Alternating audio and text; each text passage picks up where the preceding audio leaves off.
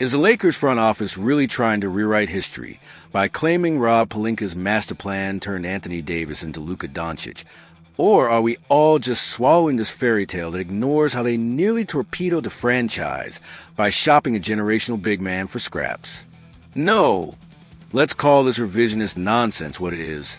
Trading Anthony Davis for Luka Dončić wasn't some genius escape hatched from mediocrity.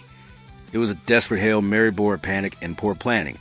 A move that robbed us of the most dominant two-way force in the game and left our front court a gaping wound. And if Pelinka thinks patting himself on the back for avoiding a mediocre error, excuses the fact that we almost settled for table scraps from Boston or Milwaukee, he's delusional because, without Davis anchoring our defense and finishing lobs, the so-called dynasty around Dončić is built on sand, doomed to collapse the moment LeBron hangs it up. Lakers Nation. Welcome back to the channel, where we don't just regurgitate the polished PR spins from the front office. We tear them down with a kind of raw, unfiltered passion that exposes the truth, gets your blood pumping, and as you rethinking every narrative this franchise feeds us. I'm your host, the relentless analyst who's been calling out the highs, lows, and outright deceptions in purple and gold since the days of Kobe's clutch heroics and Shaq's unstoppable force.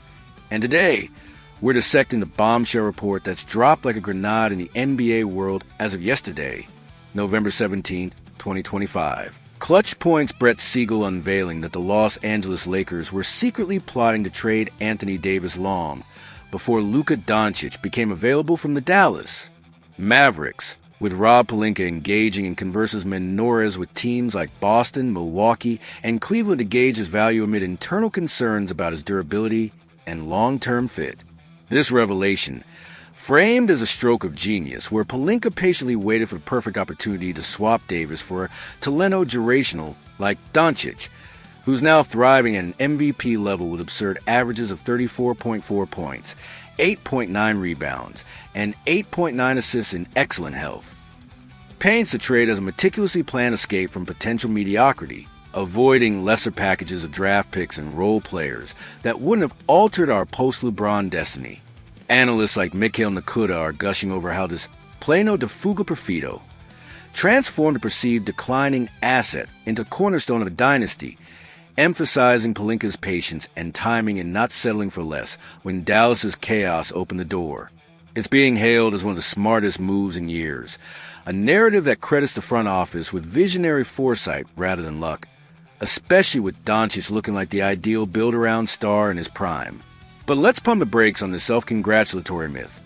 After plunging into furious debates scorching across U.S. media, from our /NBA threads where fans are raging that Pelinka got bailed out by Dallas' stupidity, not his own brilliance, to the Bill Simmons podcast, where Simmons himself tortured report as front office propaganda to hide how close they came to blowing it all up for nothing, and amplified by contrarian hot takes on ESPN forums, calling the Davis trade the biggest self-inflicted wound since the Shaq deal.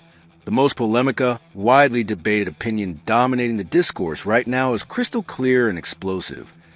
The Lakers' decision to shop and ultimately trade Anthony Davis was a monumental blunder masked as strategy, a panicked overreaction to minor concerns that cost us an irreplaceable two-way monster. And pretending it was a master plan ignores how Pelinka nearly settled for mediocre returns that would have left us in rebuild hell.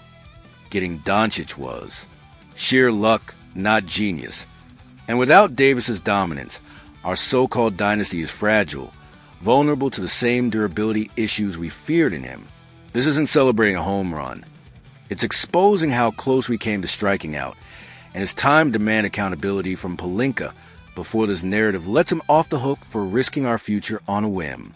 Let's unpack the scorching take with unyielding arguments, backed by damning stats, historical parallels, and a clear-eyed look at what this means for our trajectory, proving why viewing the Davis trade as anything but a desperate gamble is delusional. First and foremost, let's dismantle the myth of Pelinka's Paciencia y Planeamiento. The reports claim that secretly shopping Davis was a calculated strategy ignores the glaring reality that it stemmed from knee-jerk panic over his durability, nearly leading us to dump him for underwhelming packages that would have crippled our contention and left us scrambling in a post-LeBron wasteland. Sure, the narrative spins as foresight, with Pelinka weighing concerns about Davis's injury history. He's missed an average of 20 games per season since joining us, and long-term fit, engaging in those quiet talks with Boston, perhaps for Jaylen Brown and picks, Milwaukee Giannis whispers, or Cleveland Mobley and assets. But peel back the layers, and it's clear this was no master plan. It was desperation disguised as deliberation. Davis, at 32, is still force. Even in his declining phase, as the report implies, he's averaging 25 points, 12 rebounds, and 2.5 blocks on 52% shooting this season wherever he is, a two-way anchor whose presence alone boosts team defensive ratings by 5 points per 100 possessions, per cleaning the glass data from his Lakers tenure. Trading him because of durability fears was short-sighted overreaction, especially when our medical staff had him playing 76 games last year, his healthiest in purple and gold. The hottest debates on our /NBA are ablaze with users calling it Pelinka's arrogance, pointing out how similar whispers led to the disastrous Russell Westbrook trade, where we panicked over fit and ended up with a mismatched star that tanked our spacing. Our offensive rating dropped to 109 that year. Comps to the Clippers dumping Blake Griffin for Tobias Harris and picks in 2018 are apt. They thought they were escaping injury risks, but it left them in limbo until Kawhi arrived by luck. For us, shopping Davis for Menora's deals like those rumored would have netted role players and picks that don't move a needle. Imagine swapping him for Evan Mobley and a first from Cleveland. Mobley solid, 18 points, 9 rebounds. But he's no Davis, and we be rebuilding around improving youth while LeBron wastes away. Pelinka's paciencia was really procrastination. He got bailed out by Dallas's implosion, not his own savvy, and framing it as genius lets him evade scrutiny for nearly settling for mediocrity that would have us at 5-9 right now instead of 10-4. Shifting gears, the second pillar of this take hammers home how losing Davis has left our front court a vulnerable mess, undermining the dynasty hype around Dončić, and exposing Pelinka's gamble as a high-stakes risk that prioritized flash over foundation. Without Davis's rim protection and finishing, our defense is teetering, and pretending Dončić alone guarantees long-term dominance is wishful thinking. Dončić is a beast, no doubt. His 34.4 points, 8.9 rebounds, and 8.9 assists are MVP caliber, and his health is excellent, as the report gushes, making him the perfect build-around star. But let's not kid ourselves. Davis was the glue that made our 2020 title possible, a defensive monster who altered shots, top 5 in blocks at 2.3 per game during our run, and finished lobs with 68% efficiency at the rim, creating gravity that opened lanes for playmakers. Without him, our paint defense is middling. We're allowing 52 points in the paint per game, 20th in the league, forcing Dončić to carry more defensive load. His defensive rating is 110 this season, up from 106 with Davis, and exposing Reeves' average perimeter D. Opponents shoot 46% against him. The report contrasts this with his scenario alternativo of mediocre trades, but the real alternative is keeping Davis. Pairing his dominance with Dončić's vision could have created an unbeatable pick-and-roll tandem, averaging 1.25 points per possession and pushing our net rating to plus 12. Hot takes from ESPN forums are vicious, with analysts arguing trading Davis for Dončić was like swapping Shaq for Kobe 2.0. Flashy, but you lose the interior force that wins wars. Data backs it. Teams with elite bigs like Denver, Jokic, or Minnesota, Gobert, sustain contention. We now rely on stopgaps like DeAndre Ayton, averaging just 12 rebounds with a -3 net rating, leaving us vulnerable to physical matchups like against the Nuggets, where we get out-rebounded 50-40 without Davis. Pelinka avoided disaster by luck, not skill. Had Dončić not become available, we'd be stuck with a lesser return. But even with him, our front court hole screams that trading Davis was a net loss, not a win. The third argument cuts deep into the revisionist history angle. The report's insistence that this was execuco perfida glosses over how Pelinka's secret of shopping at Davis was a symptom of dysfunctional planning, nearly locking us into a rebuild cycle that only Dončić's availability salvaged, and crediting it as brilliance sets a dangerous precedent for future risks.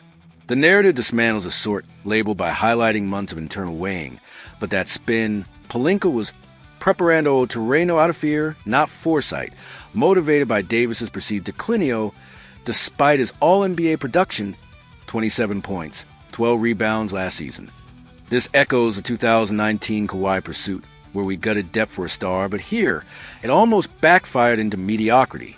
Debates on the Bill Simmons podcast are heated, with Simmons blasting it as Pelinka propaganda, noting how similar quiet talks led to failed Westbrook era, where we traded assets for fit issues and crashed out. Comps to the Warriors nearly trading Klay Thompson in 2014 for Kevin Love. They held off and won titles. Show what patience really looks like. Pelinka was ready to pull the trigger on lesser deals, only saved by Dallas's chaos. His tempo y paciencia was hesitation, not strategy, had those Boston or Milwaukee talks panned out. We have picks and role players like Chris Middleton, solid but not dynasty-altering, leaving us in 8-seed purgatory post-LeBron. The hottest opinions on Clutch Point's comments argue this report is damage control, and they're right. It absolves Pelinka for risking our core without a clear upgrade path. Wrapping this with a fourth nail. The long-term implications reveal how trading Davis, even for Dončić, shortchanges our defensive identity and sustainability, making the dynastia claim premature and highlighting why Pelinka's move was more gamble than genius. Without a true anchor, we're one injury away from collapse. Dončić's dominance is real, but building around him requires balance. Davis provided that, with his switchability allowing small ball lineups that posted +8 net ratings. Now, we're chasing fixes like Herb Jones or Daniel Gafford, as recent rumors suggest, to patch the hole Pelinka created. Forums are buzzing with takes like, Dončić is amazing, but Davis was a heart. Trading him was selling the soul for talent, backed by stats showing our rebound rate dropped 3% post-trade. Projecting ahead, acknowledging this trade as a lucky break rather than mastery isn't defeat. It's the clarity that pushes us to rebuild our front court aggressively, blending Dončić brilliance with defensive reinforcements for true dynasty potential.